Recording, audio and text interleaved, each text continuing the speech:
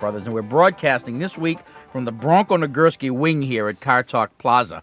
Well, sure. I was thinking just the other day, why doesn't the Ford Explorer, the new Ford Explorer, it has this new Eddie Bauer edition. In fact, why don't they have the Bronco Nagurski edition? You get with the helmet, long underwear. Exactly. It could be the long underwear that you just slip right into.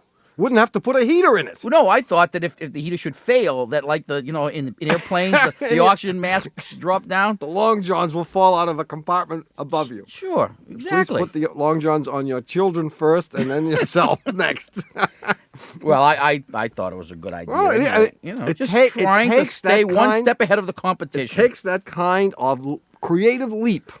Creative leap. That's what makes America great. Because men like you have come up with ideas that just went far beyond, leapfrogged, as they say, all the competition. Hey, I understand you have some great letters I to actually read. do have some great letters. Which one do you want to hear? Here's an interesting little item. No, I didn't say I wanted to hear anything interesting. I want to hear something great. Can we go right to greatness? I don't think all right, I then have. I'll take Would you? interesting. Well, all right. I mean, there's no... My second choice. There's no one of them that's great. But as a mosaic, there is a mosaic of greatness. For example, if you take little pieces of tile, no one of them is great, but you could make the Mona Lisa out of it. That would be great. So I don't think you should judge each individual piece of mail. What you're trying to tell me is that these are all they're lousy. all bad. Okay. No, I mean, I'll tell you what. Let's work our way up. Read the lousiest one first. All right, here that it is. should be no problem. This is not even a letter. Someone sent to us, or maybe, I don't know where it came It from. doesn't have to be a letter. It can be just a piece of It's a piece of paper. If it's a piece of paper and it's not on a roll, I read it. Okay, go ahead. This is an excerpt from Automobile Magazine. I think talking about being ahead of technology. Just the other day, we were discussing on this very program. It was probably not the other day. It was like a week ago. Yeah, I think last year. Remember the woman called up who she and her husband used to go jogging, and the car wasn't smelling too good. Yes, indeed. And you suggested that they stick odor eaters all over the top of the car. Well, the very next day, here it appears in Automobile Magazine. The world's first deodorizing car seat cover material has been developed by Toyota. The material absorbs odors and leaves fresh air behind. See, it just shows you that one day the problem is discussed here, and moments those later... odors stay trapped in there. At some point, someone's going to have to release those odors. I mean, Ooh. boy, isn't that going to be... You take it in... That's going to be a bad day at Black Rock, huh? When you take it into the dealer and you talk about low man on the totem pole. I guess so. Freddie, another one of those seats. Oh, no, I quit. Well, we'll go and take a call. I guess that was the best of the best. Now, 1-800-332-9287. Hello, you're on Car Talk. Hello, my name is Mary Sullivan Sherpa. Hi, how are you, Mary? Good. I'm calling from Moses Lake, Washington. Hi. What's up? Well, 3 months ago, we purchased a 1984 Volkswagen Vanagon Adventure Wagon that had 58,000 miles on it. Oh, was that thing ever named right, huh? Adventure Wagon. Well, it was a Vanagon that had been converted to this camper deal. It looks like a yacht on the inside. It's got a refrigerator and a stove, Yeah, etc. sure. By this outfit in California. Anyway, it was in immaculate condition, so we bought this. But before we bought it, being the good consumer that I am, I called a couple of different Volkswagen mechanics, and one of them told me that these things, uniformly, the heads go on them at 90,000 miles. Another Volkswagen mechanic told me that they don't uniformly go at 90,000 miles, but they almost always go at 90,000 miles, but from a process called electrolysis, which I thought was, when you pluck unwanted hairs out of your face. Well, that's what this is. These heads develop hair growing all over the valves, and you have to go in for an electrolysis treatment to have the hair removed. And that's what your friend was describing, I guess. We see this all the time at the shop. Well, anyway, he said that this... We recommend the hot wax treatment, actually. The electrolysis is a little too painful. So go ahead, Mary. Don't let us interrupt. She doesn't let us get a word in edgewise. Okay, well, anyway, this guy said that this electrolysis business causes sloughing off of the metal on the inside of the heads, and this can be prevented by having the coolant flushed out and the special additive added. So we purchased the bus anyway because we fell in love with it, and immediately had the coolant flushed out and this whatever it is added to it. What was this additive? They didn't say. They just said it. You had to use a special antifreeze called Autobahn, and we had the oil changed and the whole thing checked out. Then we drove it across country. We got as far as Denver and decided to have the oil changed because it was about 3,000 miles. And the mechanic came running out and said, "Your cylinder heads are gone." They're all covered with hair. And in Denver, the mechanic said that we needed coolant. So he added some coolant and charged us, $25 for the half a pint of coolant he put in it. And then we drove as far as Missouri and noted that the coolant was down again. So we put some more in ourselves, just stuff that we bought at the gas station. Anyway, then there wasn't a problem at all until on the way back. We went all the way to Boston, by the way, and on the way back, when we got to Wyoming, the temperature was 17 below zero, and in the morning on the snow, I saw this little puddle of green antifreeze. Aha. But then there was never any problem after that. The car started up, even though it was 17 below the next morning, and the heater worked after a while, after we'd driven it for a while. But my question is this really true that these heads blow at 90,000 miles? Is this antifreeze thing any kind of related to this at all? And should we kind of like prophylactically have the heads removed and new ones put in before the 90? No. So now you would think that with a question of such agonizing detail as you've just described to us, that we would have a good answer for it. Or at least a lengthy answer. Or at least a lengthy one, instead of considered. What my brother is about to say, which is going to be a convoluted way of saying he has no idea. No. Oh, you do have an idea. Oh, I'm sorry. I'm the one. I have the wisdom to know that I know nothing. Or I know very little. First of all, when he says the heads, what he probably means is the head gaskets. No, he probably means the heads, but that's okay. I don't understand it. I don't even understand this question. Here you are talking about hairy things, and I don't understand. Well, let me shed some light on this. Okay. Help me out. No, here. it may be that what he says is correct, although I don't know if the right term is electrolysis. Well, what is he saying? What can go That wrong the with the heads heads? are being Eaten up. Exactly. Eaten up by the coolant. By the coolant. Somehow. Okay. And it may be, in fact, that that's what's going on, but it's more likely that your leak is coming from someplace else. I mean, there are many other places you can leak coolant from. And you should take it to your mechanic and have him put a pressure test on the cooling system. And if you saw antifreeze dripping on the ground, he's going to see it too, and he'll be able to tell you from whence it's coming. Okay, so this isn't related to a head gasket problem. It may be, but you may have something like a loose hose clamp. You may have a bad water pump. There could be any number of things that are wrong. So don't go putting any cylinder heads on. That's going to cost a fortune. Certainly not. This guy having a clearance sale on them? Well, is there any symptoms of head gaskets going? Yeah, you leak coolant. But you leak coolant, but you don't see it. Well, you could see it. But, mostly not. I mean, the fact that you can see it leaking, if you really have a leak, you should go in and have someone put a pressure tester on it and see if you have a leak. I'll bet you don't have any leak. You have a leak, but it's external. Yeah, it's not. It's a hose clamp or something like that that's loose, or a bad water pump. Right. It's seal. something trivial, and it will be fixed in Or 10 minutes. a cylinder head. Or a hairy cylinder head. So our cylinder heads aren't going to blow it. The cylinder They head- may, but it'll just lend credence to the term adventure. What is it called? Adventure Adventure wagon. wagon. Okay, great. So Volkswagens can live forever if you replace their heads at 90,000 miles. Of course, comes from NPR sponsor eBay Motors. It doesn't matter if your car is brand new or a vintage rumbler. There's always room to make improvements to take it to the next level and make it feel a little more like you. But how do you know where to go to find the right parts to do that? Well, eBay Motors has all the right parts at the right prices. Well, what does that mean? Well, it means they have 122 million parts all at your disposal. So whatever you want to do to your car, you'll be able to find exactly what you need at ebaymotors.com. Let's ride. Oh, I wanted to thank you What? for Thank last you for- week's puzzler, Yeah, why? because I realized after you did this Yeah. that you didn't want me to be the author of all the lousy puzzles. That you wanted to share in this. We've had thousands of answers to this puzzle. This was a wonderful puzzler. Well, I just wanted to say thanks for This is a for helping you out. yeah, Well, I accept the thanks graciously. for shouldering some of the blame for the lousy. Here's what it was. I will repeat the puzzler.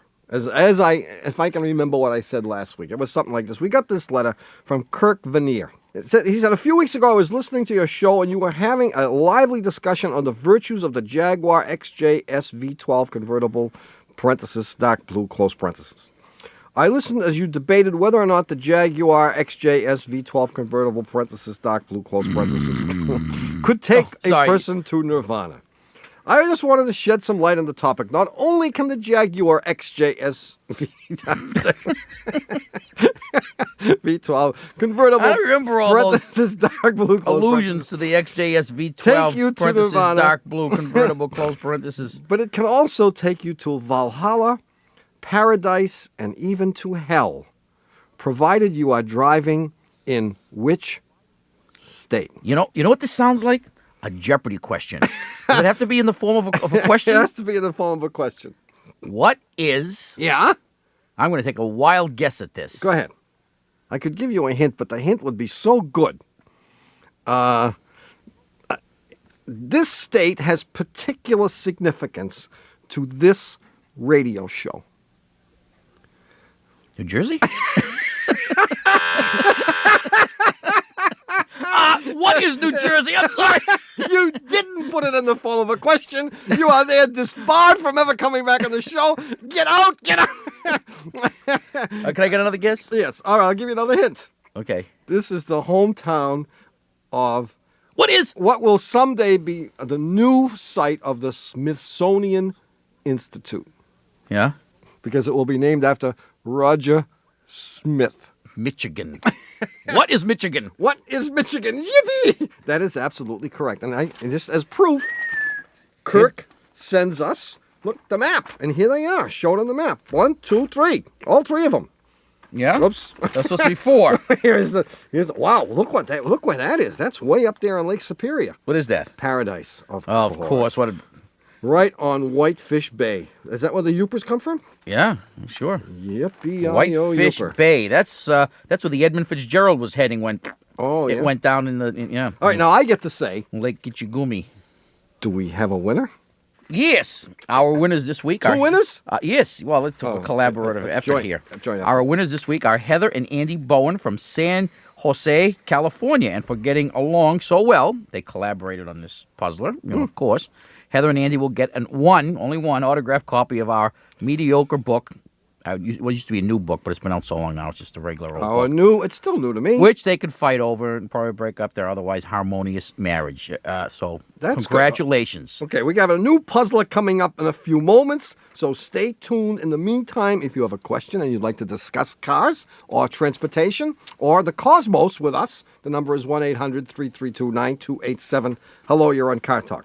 Hi there, this is Linda. I'm calling from Ambler, Pennsylvania. From who? Ambler, as in one who ambles. Ambler. Oh, they used to make Ramblers there.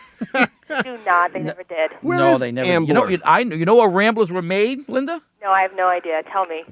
Kenosha, Wisconsin. Of course, everyone knows that. Home of Snap-on Tools. So what's going on? What's going on? Yeah, why did you call us? I have a friend who has a car, and he's really casual about the car, and it's making a noise like that when he drives it. And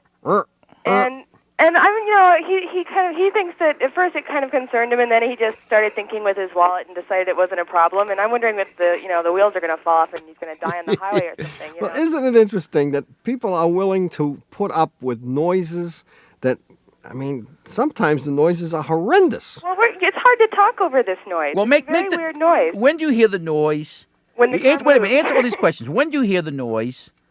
What was the other question? Don't know. When do you hear the noise? What's your relationship to this guy? He's a friend. He's just a friend. He's my boyfriend. Okay. Oh, he's a You don't say that boyfriend. anymore, you? Okay, he's a boyfriend, Yeah. and you're trying to find out. I see it now.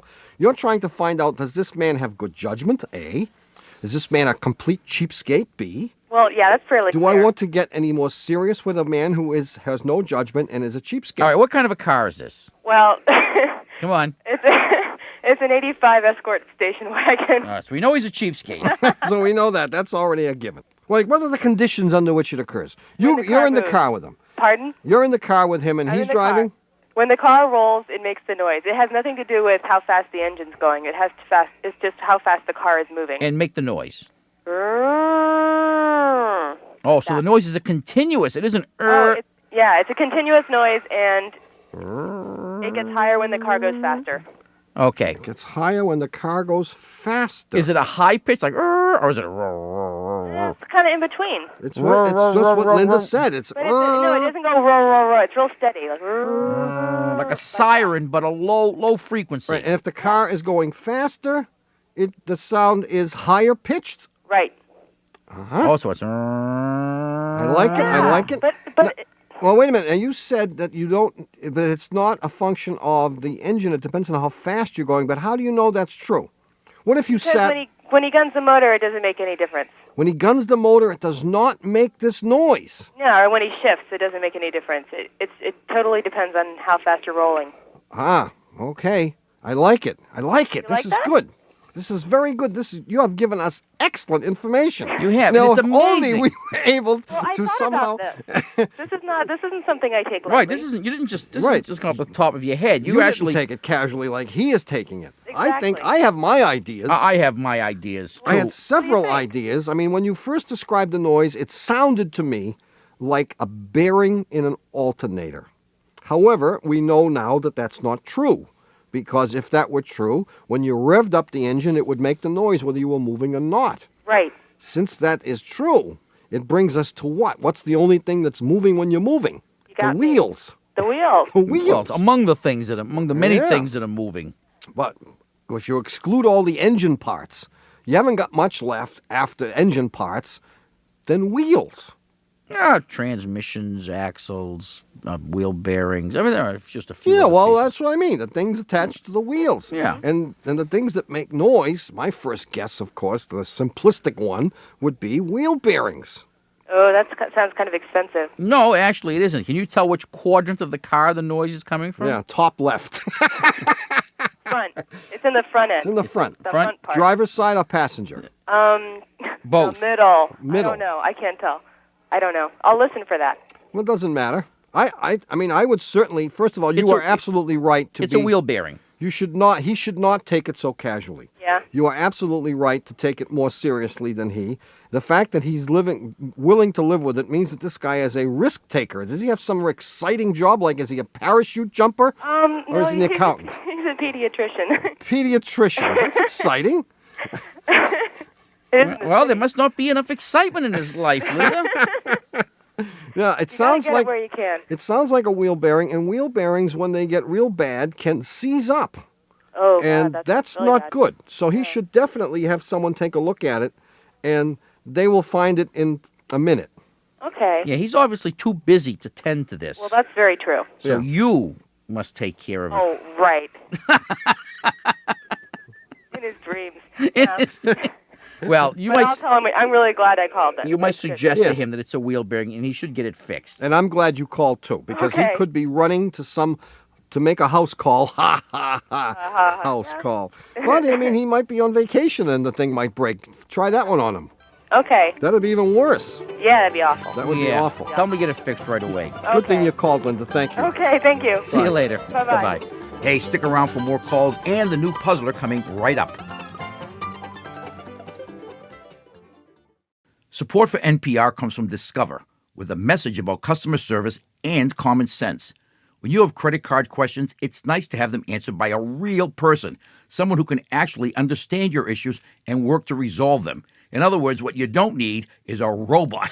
And that's why Discover offers helpful U.S.-based representatives available 24/7. No wonder they call it live customer service. Discover, exceptionally common sense. From Clack the Tabbert Brothers, and we're here to answer your questions about cars, karma, car repair. And the joys of owning a '63 Dodge Dart convertible in December.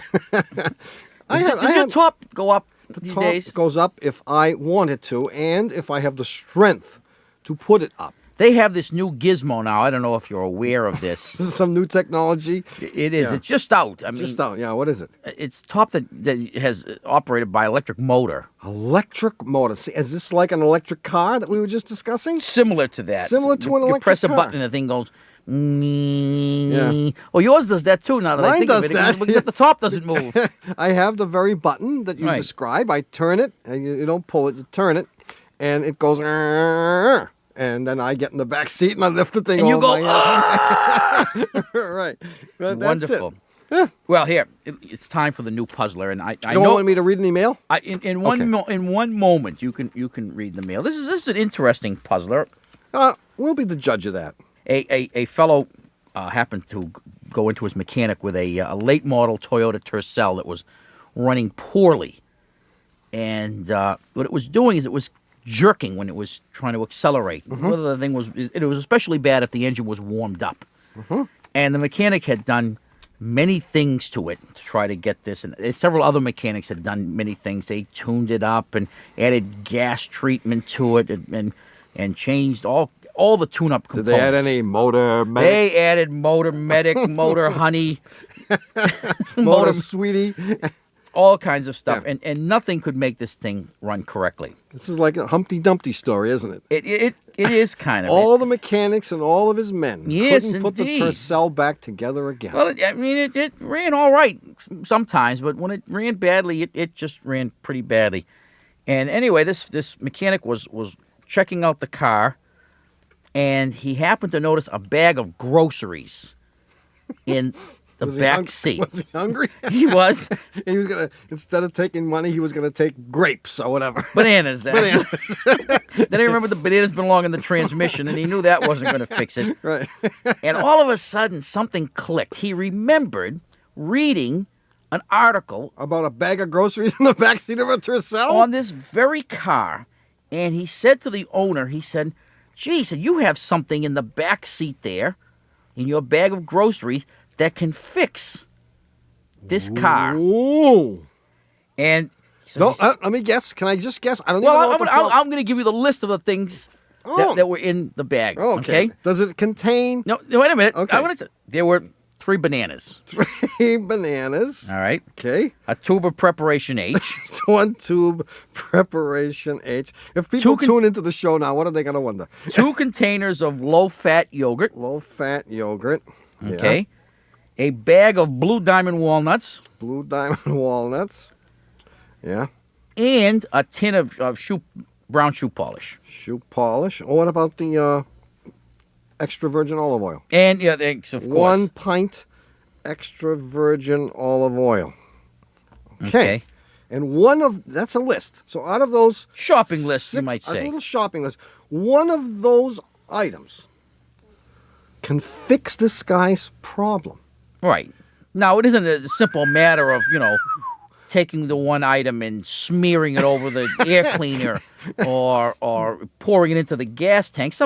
There's a special process. Sure, and It seeing involved- the item reminded him. I guess. Exactly. It jogged his memory, and he said, aha! So one of these items is the key to fixing this car. Which one of them is it? Phew. I have to admit, you've outdone yourself. You've outdone yourself after the really lousy puzzlers that you've had and that I've contributed to. I admit, with last week's puzzler, this one is a joy. A joy. A gem, one might say. A gem. Okay. A jewel. A jewel. If you think you know the answer, send it to Puzzler Tower, Car Talk Plaza, 630 Commonwealth Avenue, Boston, Our fair city. Massachusetts, 02215. And if yours is the first correct answer we come across, then you'll win. Oh. If you want to talk to us, the number is 1-800-332-9287. Hello, you're on Car Talk. Hello, this is Scott from Waynesville, North Carolina. Hi, Scott. What's up, Scott? Well, my father-in-law and I have a little difference of opinion about shifting a car. Okay. My side of it, and my wife's a little bit in the middle here. Of course. This is a classic. That's- Freud would love to hear about this. The classic 3-way triangle. A father and a husband and the poor woman. Oh, my God. Okay. Well, I tend to think poor husband. But anyway, my opinion would be that that as you're shifting your car up, say from first to second, I was taught that as you are letting out the clutch, you are giving pretty much equal transfer into the accelerator, making a pretty smooth transfer of energy. Wait, what the hell does that mean? No, let him go and continue and hang himself. Go ahead. Okay, go ahead. Now, my father-in-law says, or his idea would be more of kind of dropping the clutch out in a rapid fashion without applying any acceleration, and then, as soon as the clutch is completely out, then accelerating the car forward.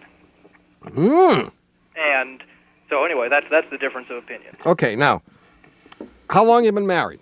A little over 3.5 years. How solid is this marriage?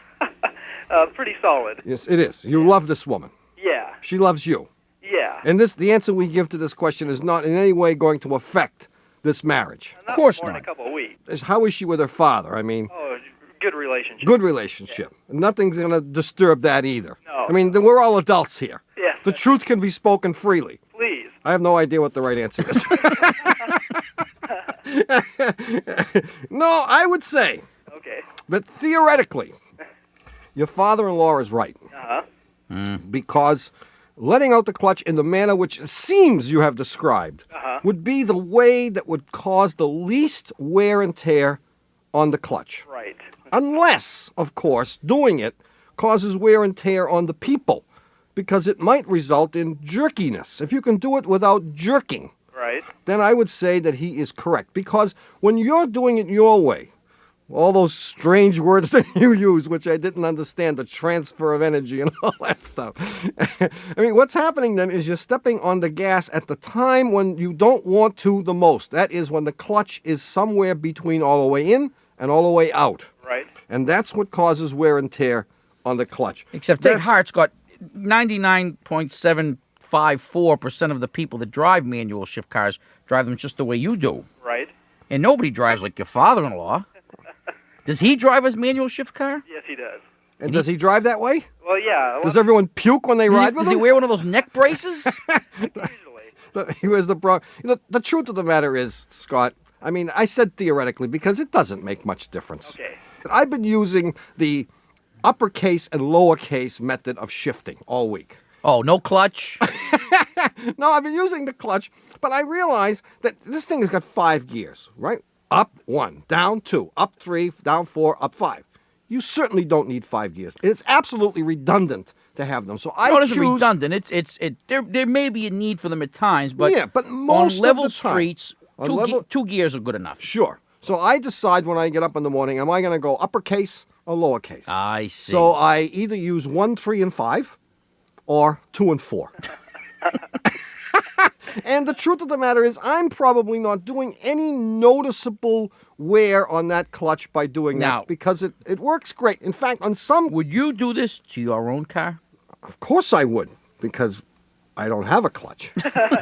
No, I would not do it to my own car. But the truth is, you really wouldn't do much extra wear and tear on the car if you did that. In fact, there have been occasions where I've gone from 1 to 5, and it's run perfectly. Now, there's nothing to do with Scott's theory about engaging the clutch. No, I was just talking about shifting in general, on how little difference it makes, so you should not pay much attention to it. It certainly is not cause for divorcing this woman who's given you 3.5 of the best years of her life. All right. And that's why they've been so good, because she spent them with you. Oh, thank you. Isn't that nice? Yeah. Yeah. Okay. See you later. Thanks a lot. Bye-bye. Look, another hour of NPR's Car Talk has mercifully, albeit slowly, come to an end. Yes. Our producer is Doug Lavoisier Berman. Our assistant producer is Donald Wheelhouse Jennings. Our engineer is Jennifer Bugsy Loeb. Our technical advisor is, John Bugsy Lawler. Are they related to each other? They must be. I think they are. Our dean of the Department of Automusicology is Ken Babyface Rogers. Our public opinion pollster is Paul Murky of Murky Research. Where is old Murk? That jerk. I haven't seen him. He's out doing research. You can't do research sitting in your Why do we office keep getting- with your feet up on your desk like I do, like you do every day. Why do we keep getting postcards from Hawaii? And Hey, research it knows no bounds. I guess not. The guy goes wherever the answers are.